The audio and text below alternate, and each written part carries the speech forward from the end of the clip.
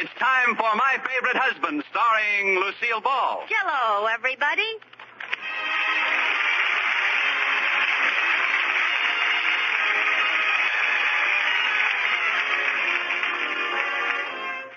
Yes, it's the new Gay Family series starring Lucille Ball with Richard Denning. Brought to you by the Jell-O family of desserts. A-E-L-L. Oh, the big letters stand for the Jell-O family. Oh, the big red letters stand for the Jell-O family. That's Jell-O. Yum, yum, yum. Jell-O puddings. Yum, yum, yum. Jell-O tapioca puddings. Yes, sirree.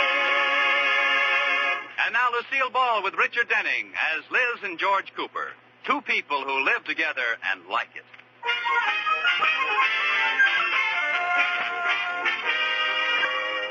It's late evening at the Coopers. George is in his easy chair reading a book, and Liz is seated at the typewriter typing away at breakneck speed. Liz, aren't you finished typing yet? I just have one more sentence to do. Oh, you're not going to stay up another hour, are you? Never mind the cutting remark. It isn't my fault your typewriter can't spell. What are you working on, anyway? I'll read it to you in a minute. You know, I'd have finished hours ago if it wasn't for those darn kids. What kids? Oh, probably Mr. Woods. Every 2 minutes they ring the doorbell, and when I answer it, they hide. I haven't heard it. You've been reading. There they go again. By gosh, I'll get them this time. Liz, come back here. That bell is on the typewriter. On the typewriter? Sure, see? Well, that's the stupidest thing I ever heard of. I can understand a bell on a bicycle, but whoever ran over anyone with a typewriter? It's there in case the secretary falls asleep. It wakes her up when she reaches the end of the line. Oh. What were you typing, anyway? My speech? Now sit up and listen. I want to practice it on you. What speech is it? My acceptance speech for the Women's Club election. Well, congratulations. Thank you. Now you be my audience. Hey, wait a minute. What's that? What are you doing? Well, I'm trying to sound like your women's club. Oh. Well, now just sit there. You, Grace, I love your hat. George, don't be so authentic. Okay, go ahead. Ladies of the Sheridan Falls Women's Club. First, I want to thank everyone who voted for me. You will not be disappointed. I'll do my best to be a good this year. As I pointed out in my campaign speech, I have all qualifications a good niece. In the first place... Just a minute, Liz. What? What are all those pauses? What office were you elected to? I don't know yet. The election isn't until tomorrow. Come again? The election isn't until tomorrow. I just leave the name of the office blank, then I write in whatever I've been elected to, see, and then I read the speech. Oh, honey, sometimes you amaze me. Thank you. Now let me finish. In closing, let me say that to be a good, you need, and I have more than any woman in the club. I thank you. Applause, George. Applause. Hooray for Liz! Well, she's the best we've ever had. You know, there's only one thing that puzzles me, Liz. What makes you so sure you're going to be elected to an office? Oh, everybody in our club is an officer. How many members are there? 25. And each one holds an office? No, I don't believe it. It's true. We have a president, vice president, treasurer, secretary, sergeant-at-arms, song leader, chairman of the membership committee, chairman of the Ways and Needs committee, social chairman, and chairman of all other committee chairmen, and everybody who isn't one of those automatically becomes a special member at large or her exalted honorary alternate. What do you think you'll get? Well, this year I'm sure to be president, vice president, or secretary. I see you wisely avoided even the thought of being treasurer. Well, there's no chance of that. Every year we elect Naomi Brubaker. See, her husband's a CPA. Good move. Now, do you mind if I go to bed, Madam President, Vice President, or Secretary? No, darling, you go right ahead. I'll practice my speech some more. I wish to thank everyone who voted for me. I'll do my best to be a good this year. I have all of the qualifications.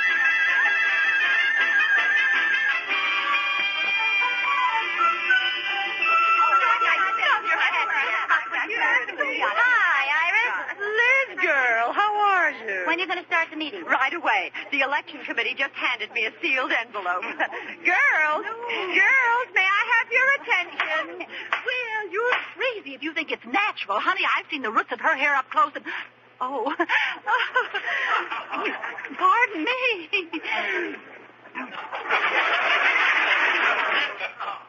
I wonder who it could be she was talking about. Could be. Before I announce the election returns, I have an announcement to make that will sadden all our hearts. Our social chairman has sprained her ankle and will not be able to attend today. I know you all join me when I say, get well quick and hurry back to us, Amelia Freebooter Dernwist. Well, I know you're all anxious to hear the election return, so I won't take any more time. I'll open the envelope and read you the winners. Liz, what do you bet Iris is elected president again? Well, why wouldn't she be? She owns the clubhouse furniture, and if she isn't elected, she'll take it home. Our new president is... Well, this is a surprise. Congratulations, Iris. Thank you. Now for the vice president. I'm happy to say we've elected one of our most popular and charming members, who is noted as much for her brains as her good looks. Ladies of Sheridan Falls Women's Club, first I want to thank everyone who voted for me. Liz. What? Sit down, girl. You. Oh.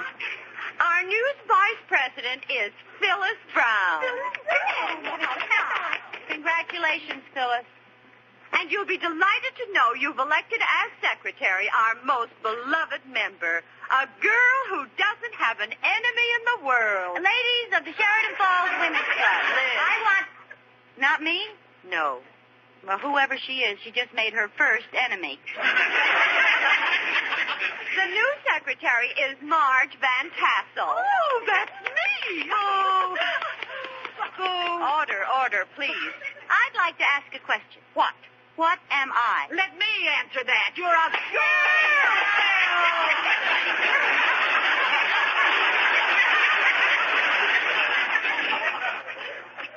Let me see, Liz. You've been elected the 25th honorary exalted alternate. Well, thanks a lot. Our treasurer-elect is Naomi Brubaker. Naomi? Girls, I'm afraid I'm going to have to resign from the club as my husband has just been permanently transferred to California. Oh, that's terrible. Do you have to go with it? Oh, I'm afraid so. Well, this leaves the office of treasurer open. Well, there's no sense of having a whole new election. Any volunteers for the office of treasurer? Well, let me put it this way. Is there any one of us who's good at mathematics? Put it another way, Iris. Oh, dear, this is a problem. It was so nice having Naomi's husband and accountant. Liz Cooper's husband is a banker. Oh, but he... I nominate Liz Cooper. I second the motion. Liz Cooper's been nominated and seconded. All in favor? Liz Cooper's elected. Now, wait a minute. Congratulations, Liz. You're the new treasurer. But I don't want to be the new... Liz, you've been elected. This is a democracy. It's the will of the people. It is not. I'm a people, and I didn't even get to peep. Treasurer. Now, before we go on, I know you'll all join me in a thank you and goodbye to Naomi Brubaker. Let me say it, please. Well, all right, that's very sweet, Liz. Go ahead. We are all going to miss our beloved treasurer. So happy journey, good luck, come back to see us soon, and drop dead Naomi Brubaker.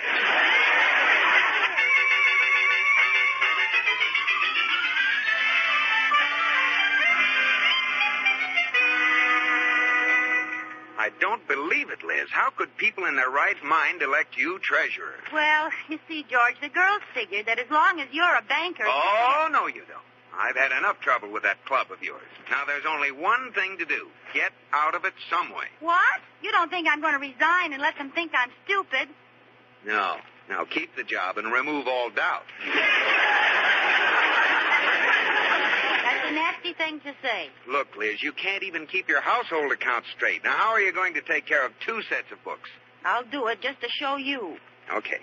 Now listen, I don't care what happens to the club's books, but if your household accounts aren't perfect at the end of the month, you will not only resign as treasurer, but you'll resign as a member of the club. Oh, George, you wouldn't make me do that.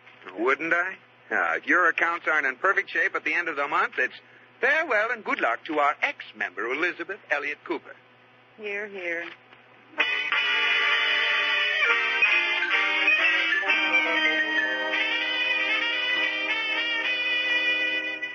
Mrs. Cooper, you've been poring over those ledgers all afternoon. Why don't you stop? Your eyes are all red. Well, it won't be all that's red if I don't get the club books in shape.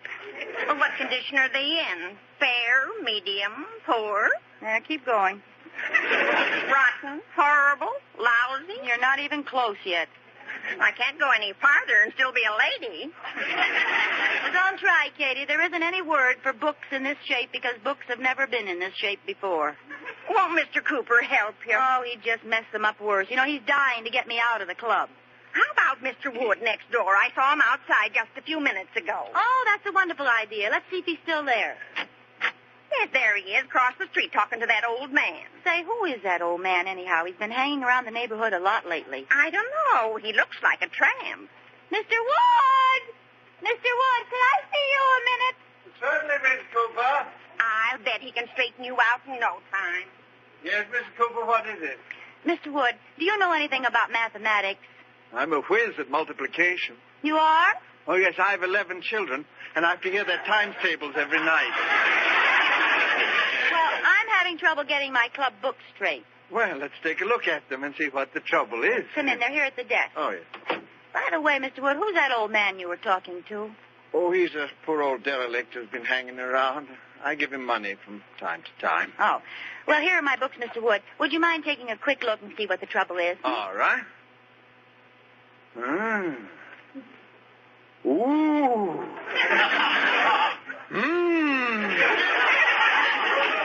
Well, first, Mrs. Cooper, what are all these ink marks and splotches along the margin of the ledger? Oh, that's where I do my figuring after I run out of fingers. After you run out of fingers? Yes. See, I count up to 8 fingers, and then I write... 8? Don't you have 10 fingers?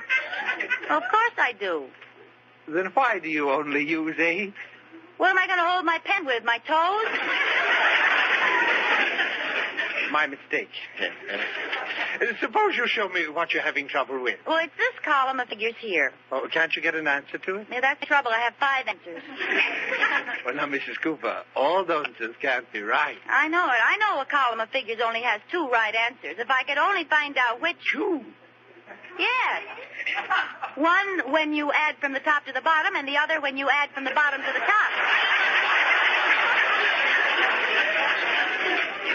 Yes. Let's see where you've made your mistake, Miss. Oh, here it is. 9 and 9 do not make 17.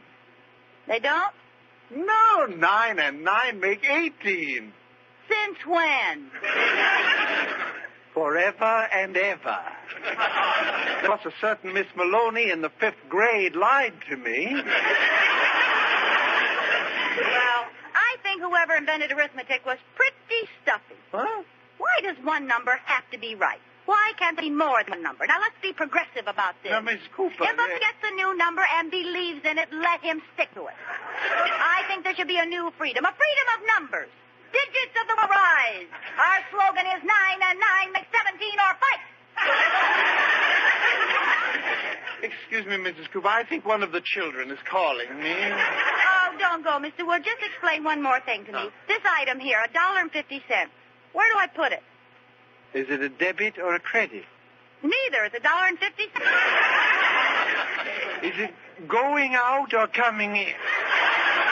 It's just sitting there. I don't know.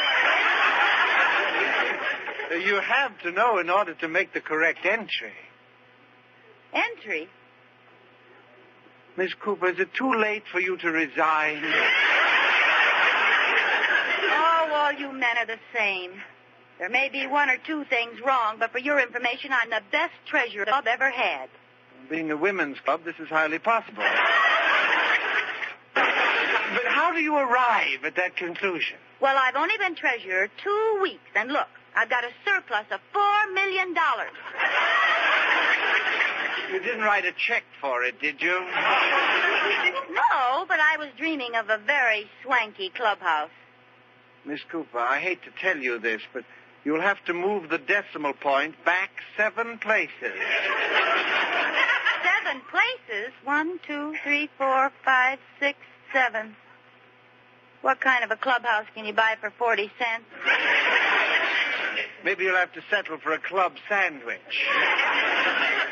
Well, goodbye, Mrs. Cooper. I just thought of something I have to do. Oh, can't you come back when you're finished? How long will it take you? When do you have to get your books in? On the 1st. How do you like that? I'll be busy till the 2nd. Oh, you're a great help. Now what am I going to do?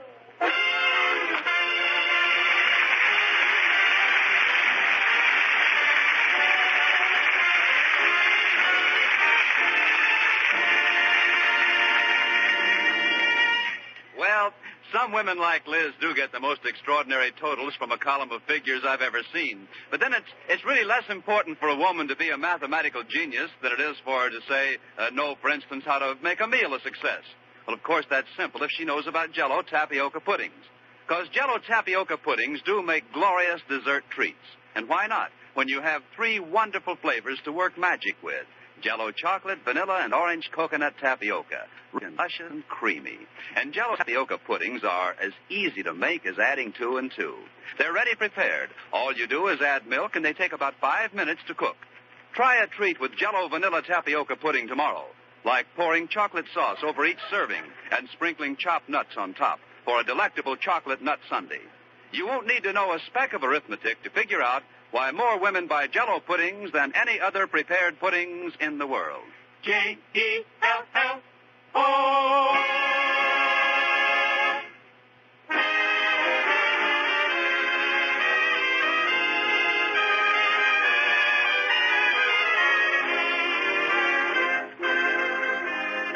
And now back to the Coopers. Well, the fateful 1st of the month is here, and old Elephant Cooper, the man who never forgets, puts down his breakfast cup of coffee and says to Liz, Well, Liz, do you know what day this is? Day? Oh, I almost forgot. Merry Christmas, George. Come on, I want to look at your household accounts before I go to the office. Yeah, sure, George. I'd love to show them to you, but you don't have time. Oh, yes, I do. It's only 8 o'clock. No, it isn't. Look at the kitchen clock. It's 10 minutes to 9. Well, that's impossible. Look at the hall clock. It says 10 minutes to 9, too. Hey, you're right. Oh, I'd better hurry. Goodbye, dear. Goodbye. I wonder what's the matter with my watch. Okay, Katie, you can turn the clocks back now. What's this all about, Mrs. Cooper? I'm in terrible trouble, Katie. My books are $40 short. Which books, the house or the club? I don't know. If I make the club come out right, I'm $40 short at home. If I make the household books come out right, I'm $40 short at the club. Oh, I have to get that money someplace. Katie, could you? No. I didn't think you could. I wish I was in a position to help you out, Mrs. Cooper. I know, Katie. In fact, somebody owes me $50, and if I could collect, I'd be glad to loan you 40 of it. Really? Would you? Who owes you the money? You do. Oh, that's right. But I have to make some money some way. I wonder if I should answer one of those ads. You know, earn me at home, raise rabbits for fun and profit. But, Mrs. Cooper, you wouldn't know what to do. I know. I thought I'd just leave it up to the rabbits. Oh, I've got it. What? I'll go to the club meeting, read my report, show them the money, dash home and put the money back in my household account. Sure, then both books will balance. Then next month I'll do the same thing. Katie, if the money doesn't wear out, I can keep this up all winter.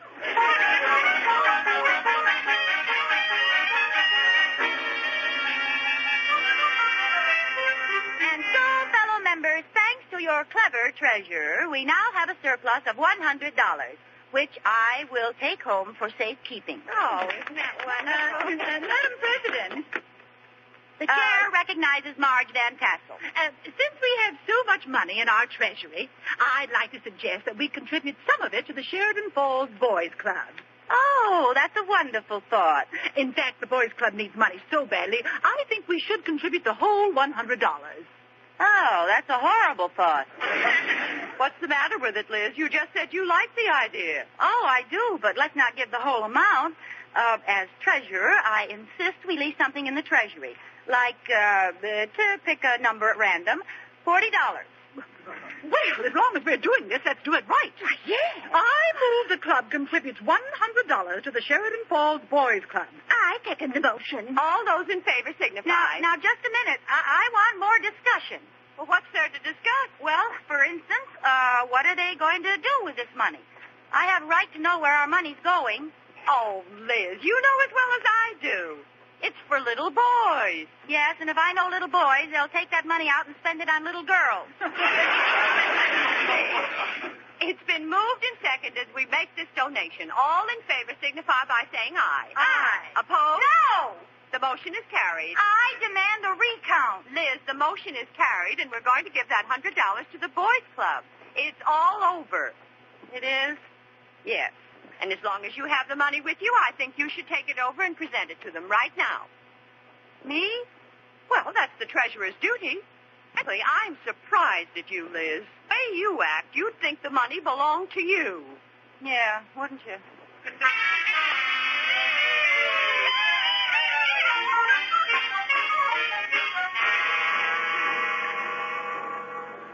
What's the matter, Mrs. Cooper? You've been pacing around the house like a caged tiger for hours. Oh, Katie, I have a confession to make. I didn't give the whole $100 to the boys. I kept it. It was your money. No, it wasn't. It belonged to them. My conscience is killing me, Katie. And the boys' club is already closed. You can give it back to them tomorrow. Oh, I can't wait that long. I have to get rid of it. I'm going to throw it out the window. Which window? No, I have a better idea. One charity's as good as another, isn't it? I suppose so. Well, I'm going out and give it to the first needy person I see. Well, I don't have to go far. There's that poor old bum Mr. Wood was talking to. Wait, let me call my first husband, Clarence. He's twice as big a bum as that fella is. No, get him. Katie, call him over. All right. Yoo-hoo, mister. You, come here a minute. What do you want, lady? Mrs. Cooper wants to see you. All right. Here, my good man. Here's $40. Goodbye. Hey, wait a minute, lady. What's this for? Just because. Goodbye. Just because? Yes. Aren't you making a mistake? No. Goodbye. Oh, Katie, I'm clean again. I'll say you are. Oh, I feel much better. When George comes home tonight, I'm going to face the music and take it like a man.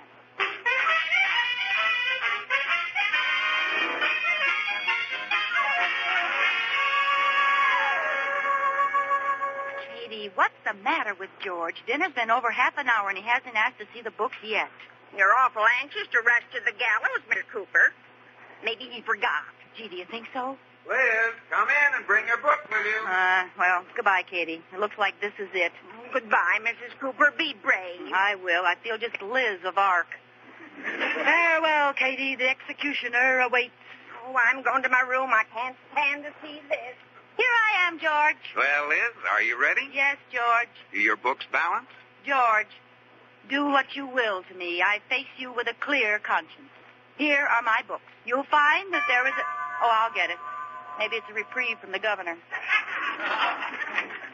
Yes? Hello, Mrs. Cooper. Oh, you. Here you are, $740. For me? Yeah, I don't know how you pick 'em, but just because romped home at Belmont and paid 16 to 1. No! Well, George, don't just stand there. Let's look at my book.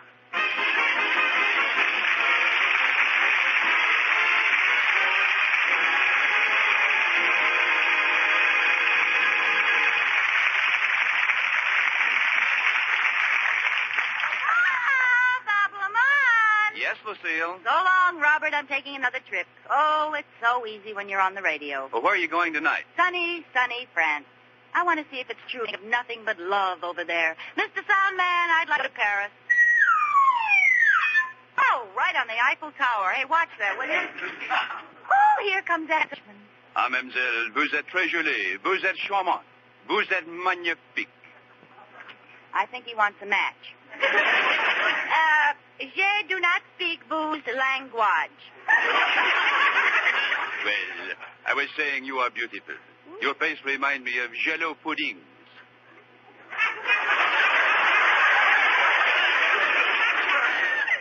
Jello puddings. Oui, Jello tapioca puddings. Has anyone got a mirror? No. Your features are delicate, like the taste of Jello vanilla tapioca, luscious, light, and tempting. Well, continue talking. Your voice is like Jello chocolate tapioca, so rich the kids say it's candy good. Oh, that's so. And the beautiful coloring of your coiffure. My coiffure? Wait a minute. Don't tell me they make a Jello henna tapioca pudding.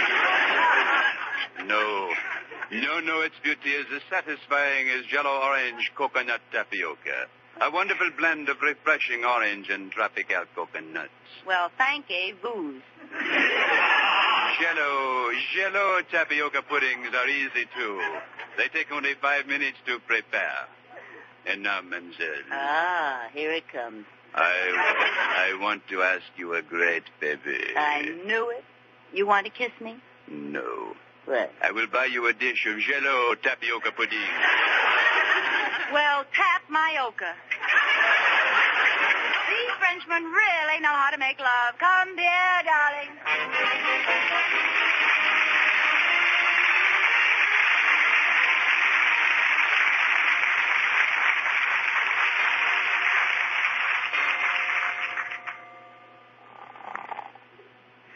George. I just had a terrible dream. I was stranded in the middle of the desert, and the sun was beating down. It was blazing hot, and there was no water at all. And my throat was so dry I could hardly talk. Liz, you aren't hinting for me to get up and get you a drink of water, are you? No, I was dry and hot, and I hadn't had anything to eat for days but pure salt. My throat was parched, and the sun beat down. George, where are you going? You made me thirsty. I'm going to get a drink of water. Well, as long as you're up, will you get me one, dear? Sure, of course I can. Well, Here you are. that isn't a glass of water, George. No, it's a whole pitcher. You asked for it, and you're going to get it. No, George, no! Oh. Good night, George.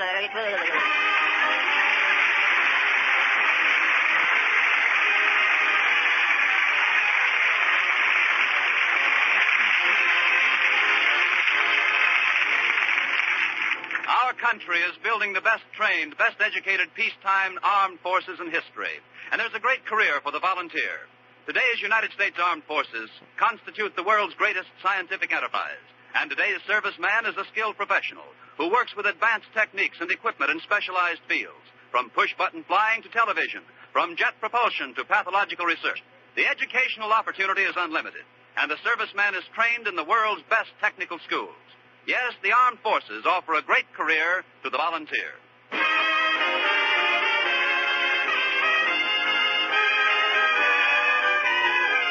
You have been listening to My Favorite Husband, starring Lucille Ball with Richard Denning, and based on characters created by Isabel Scott Rorick. Tonight's program was produced and directed by Jess Oppenheimer, who wrote the script with Madeline Pugh and Bob Carroll, Jr. Original music was composed by Marlon Skiles and conducted by Wilbur Hatch. The part of Katie the Maid was played by Ruth Parrott. Watch for Lucille Ball in Columbia Picture Miss Grant Takes Richmond. And be Lucille Ball in My Favorite Husband again next week, presented by J-E-L-L. Oh, the big red letters stand for the Jello family. Oh, the big red letters stand for the Jello family. That's Jello. Yum, yum, yum. Jello puddings. Yum, yum, yum. Jello tapioca puddings. Yes, sirree.